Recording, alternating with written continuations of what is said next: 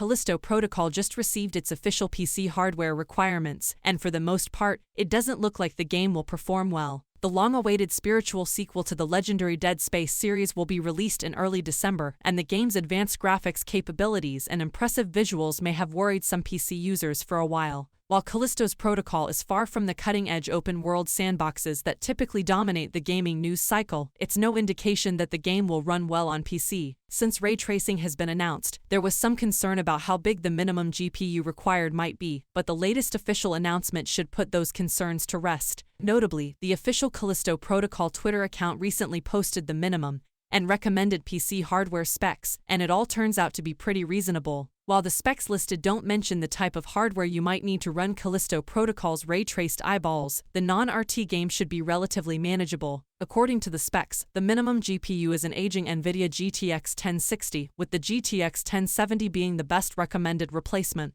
On the CPU side, an Intel Core i5-8400 or AMD Ryzen 5 2600 should do the trick. However, note that there is an addendum to the announcement. The developers plan to reveal the hardware requirements for the high and ultra settings in the near future. The obvious effect is that games may have a harder time running at the absolute highest settings. Something similar may have been hinted at earlier when AMD announced that the upcoming RDNA 3 would include the Callisto Protocol in its flagship. Anyway, it's really good news that Callisto Protocol should work well with GTX 1070 equivalents. This underlines how exciting December 2nd will be for gamers, as such an important and long-awaited horror game will launch alongside Marvel's Midnight Sun, and Need for Speed fans who are particularly excited might want to check out the ongoing Callisto Protocol preview, where some key events that took place some 2 decades prior to the game's narrative have caught the eye. Currently, not much is known about the threat of Callisto and his mysterious biophages, which makes its story and narrative particularly interesting, which fans have been waiting for. Thanks for watching. Don't forget to like and subscribe.